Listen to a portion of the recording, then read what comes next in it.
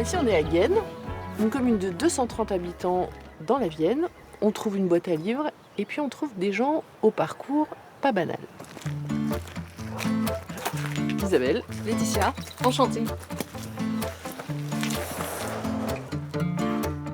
Je pratique la cyanotype sur tout type de support, principalement le tissu parce que c'est principalement le tissu qui m'intéresse par la matière en fait, c'est la matière qui m'intéresse.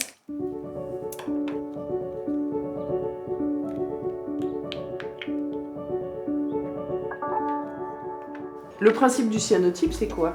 Alors le principe, c'est créer une solution photosensible qu'on va diluer, en fait, ces différents produits chimiques qu'on va diluer ensemble, qu'on va mélanger à part égale. Et puis ensuite, on va les appliquer.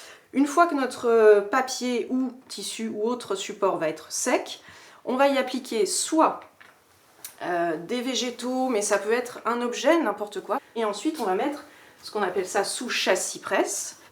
Une fois que c'est fait, eh bien, on va placer tout ça au soleil. Et quand les UV vont frapper la feuille, on va avoir une réaction chimique. Et un transfert sur le papier. Exactement. Là, le bleu a disparu, on est passé sur une couleur un peu marron. Donc c'est tout à fait normal. Et vous allez voir que du coup, justement, le bleu va être encore plus intéressant parce que là, ça va vraiment se révéler encore plus fort du coup. C'est magique quand même. Ça y est, le bleu est apparu. Et le blanc est en train de revenir. C'est assez fascinant.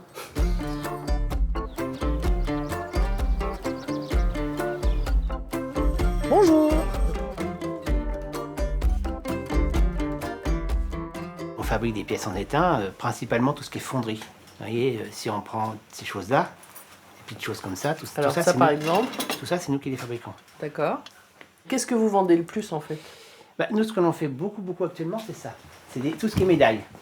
Donc pour les associations, toutes ces choses-là. Vous voyez, par exemple, on a fait il y a 3 ans ou 4 ans, le Centre Pompidou.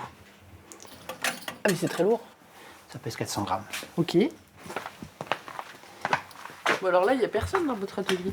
Bah non, je suis tout seul. Essaye là.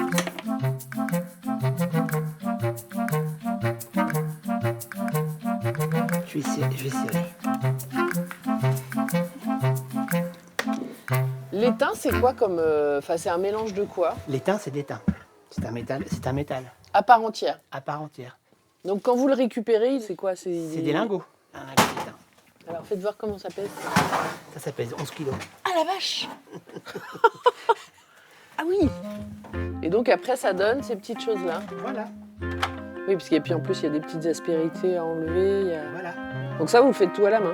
On fait ça, on fait soit à la main, soit en tribofinition, soit au touré. Soit en quoi, pardon? Tribofinition. En tribofinition, je vais vous Alors. montrer, c'est une machine à côté.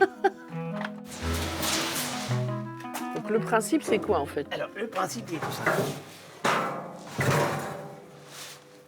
Si on ouvre. Et pour la polir, on va la laisser tourner dans des céramiques. D'accord. Et ces céramiques, en tournant, vont venir frotter la pièce et vont la polir. Cette pièce-là, on la colle dessus. Et ça vous donne ça. Et ça, c'est un porte-bouteille.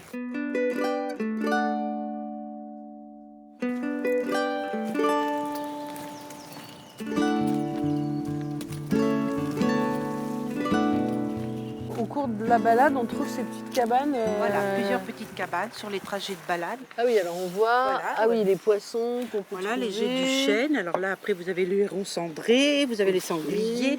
Tout, en fait, les animaux qui se trouvent ici en forêt de Cévole.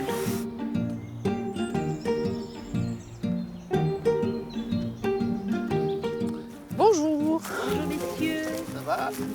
Oui. Nous aussi, on est très bien là. Alors qu'est-ce qu'on trouve dans cet étang? Un peu de tout. Mais encore. De la carpe, de la brème, du gardon, de la tanche. Il y a du brochet, il y a du sang. Ah oui, c'est très varié quand Ah même. oui, c'est varié, c'est varié. Les gardons sont magnifiques.